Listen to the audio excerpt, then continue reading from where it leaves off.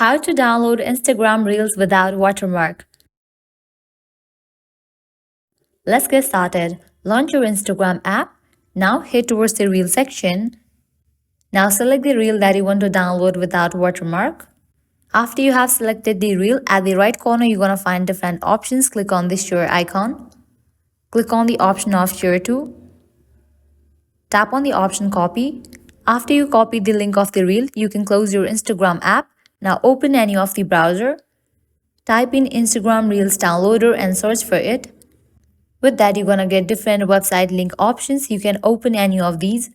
Now here you have to paste that copied URL of the reel that you want to download. After you paste it, click on the option download. Now click on the option download video. With that, download process will start.